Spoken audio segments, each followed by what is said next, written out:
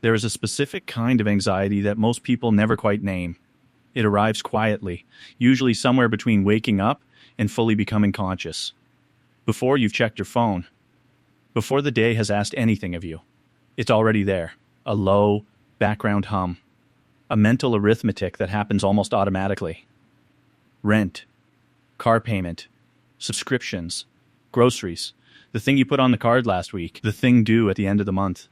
You do the math without meaning to, and then you go to work. Not necessarily because you love it, not necessarily because it gives your life meaning, but because somewhere, underneath everything, you understand that stopping, even for a month, even for 6 weeks, would begin a kind of unraveling that would take years to repair. Most people live with this feeling so continuously that they've stopped noticing it. It simply became the texture of adult life. The price of stability, the reasonable cost of having the things you have. But there's a question buried in that feeling that almost no one asks. How did it get like this? How did human beings arrive at a place where a single missed payment cycle, 30 days without income, could destabilize an entire life? When did survival become something that required not just work, but uninterrupted, continuous, monthly work forever, with almost no margin for pause? The answer isn't simple. It isn't a conspiracy. There is no single moment where someone decided to build a world that would make people financially fragile. What happened is stranger than that, and in many ways more unsettling, because it wasn't designed. It evolved.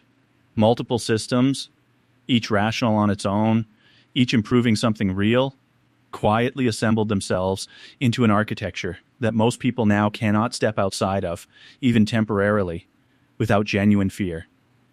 To understand it, you have to go back further than you'd expect. For most of human history, work was not continuous. It was seasonal. It was intermittent. It was tied to harvests, weather, local demand, communal need. A farmer didn't receive a salary. A craftsman didn't get direct deposits. Economic life moved in rhythms, periods of intense activity followed by natural pause. Winter was slow. Certain months were lean. This was not considered failure. It was simply the shape of a year. Crucially, this also meant that most people's basic survival wasn't tied to any single source of income. Communities were more self-sufficient. Debt existed, but it was personal, local, often informal. You owed your neighbor, your landlord, your guild.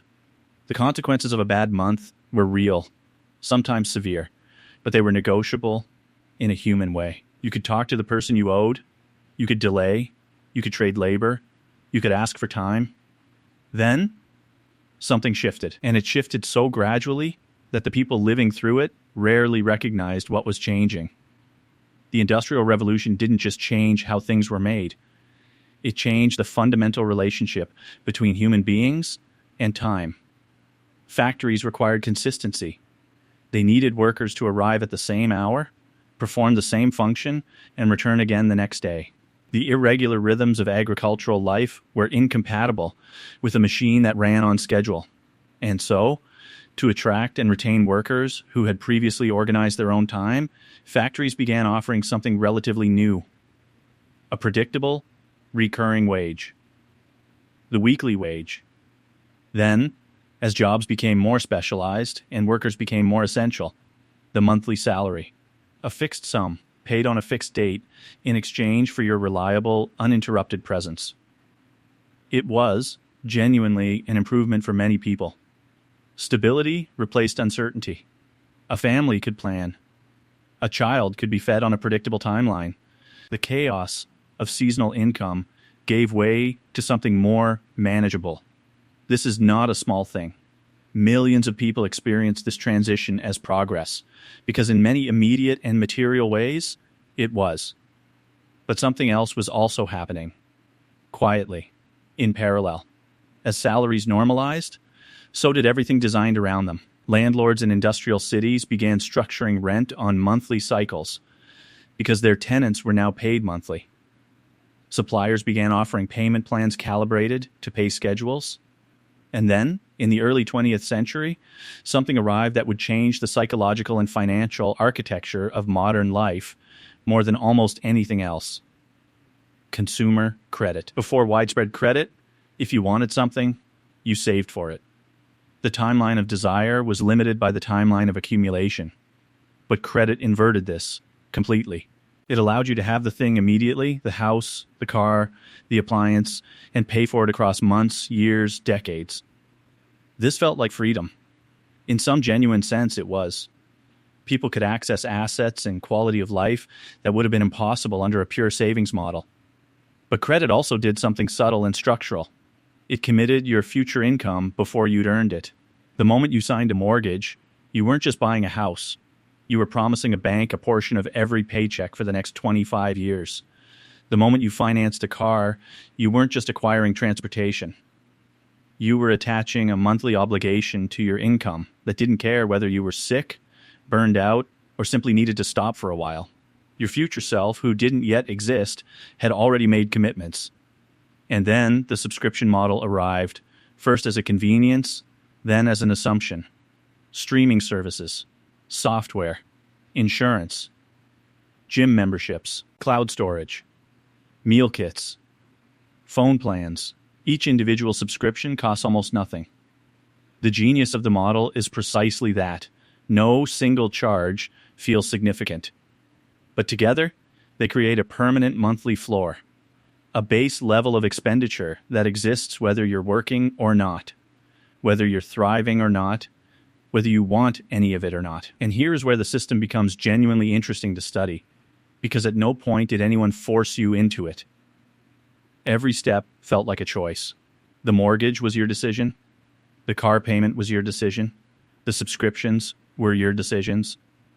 And yet the cumulative result of those individual decisions is a structure that is extraordinarily difficult to exit without significant disruption. That is the hidden architecture, not coercion, accumulation. There's a psychological dimension to this that economists rarely discuss. When income becomes continuous and reliable, identity begins to organize itself around that continuity. Work stops being something you do and starts being something you are. Your routine, your social relationships, your sense of competence, your daily structure, all of it becomes threaded through employment. This isn't weakness. It's a natural human response to consistency. We attach meaning to whatever gives our days shape. But it means that the idea of stopping, even voluntarily, even briefly, triggers something disproportionate to the actual financial risk. It's not just about money. It's about identity destabilization. The quiet terror many people feel at the thought of leaving their job isn't only about paying bills. It's about not knowing who they would be without the structure that employment provides. This is why missing a paycheck doesn't feel like a financial setback. It feels like a threat to the self. The system doesn't just hold your money. It holds your sense of continuity, your sense of safety, your sense of who you are when you wake up and know what you're doing that day. And then there's inflation. Not the dramatic inflation of headlines, but the slow, generational inflation that reshapes what enough looks like. What was sufficient for a middle-class life in 1975 looks nothing like what's required today.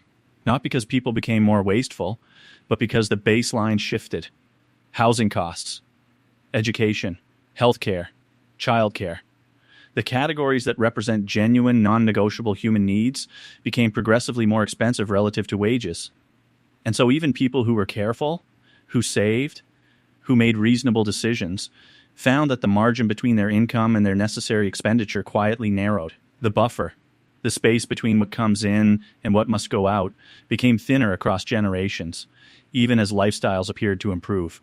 A thinner buffer means a smaller distance between stability and difficulty, which means a missed paycheck becomes dangerous not because people are irresponsible, but because the system left less room for disruption. It's worth pausing here, because this analysis can feel like an indictment of something. The economy, employers, banks, modern life itself. But that framing misses something important. The salary system created genuine prosperity. Monthly income allowed billions of people to plan, to save, to build wealth across generations. Mortgages made home ownership possible for people who could never have accumulated a full purchase price. Consumer credit expanded access. Subscriptions reduced upfront costs for services that genuinely improve lives. And not everyone experiences this system the same way. Some people have substantial buffers. Some professions offer far more income than their commitments require. Some people made different choices at critical junctures and arrived at different levels of dependence. The experience of financial fragility is not universal, even if the structural tendency toward it is common. The point isn't that the system is evil. The point is that the system has a gravity, a natural pull toward dependence. And that pull operates whether you notice it or not, whether you intended to become dependent or not. Most people became structurally fragile not through failure, but through the perfectly ordinary accumulation of reasonable decisions, each one making sense in the moment, the sum total creating something they didn't consciously choose. Which brings us to the question the system itself never asks you. Not, are you earning enough?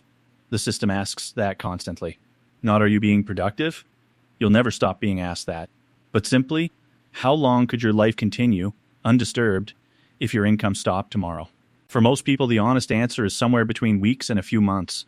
And when that answer surfaces clearly, when it's actually held and examined, it produces something. Not panic, not motivation, something quieter. A recognition. The recognition that beneath all the choices in the lifestyle and the career and the identity, there is a dependency that was never explicitly agreed to, never fully seen, and yet which now shapes almost every decision, every risk you're willing to take, every opportunity you feel permitted to consider. That recognition is not a comfortable one, but it's an honest one. Because understanding the structure you live inside is the first step toward having any real relationship with it. Not rejecting it, not raging against it, but seeing it clearly, without the blur of normalcy that comes from simply never having looked. Freedom, in this context, doesn't mean earning more. Earning more, without changing the structure, often just means larger commitments, a higher baseline, a more expensive version of the same dependence. Freedom, genuine financial freedom in the psychological sense, is something quieter and more specific than that. It is the slow, deliberate reduction of how much your life requires uninterrupted income to remain intact. Not glamorous, not dramatic, but the most structural change a person can make. The salary was an invention. The mortgage was an invention. The monthly billing cycle was an invention. The subscription was an invention. The consumer credit system was an invention. Every piece of this architecture was built by human beings at a specific moment in history to solve a specific problem, which means none of it is inevitable, which means somewhere in that recognition, there is a question worth sitting with. What would you do differently if you could actually see the system you're inside?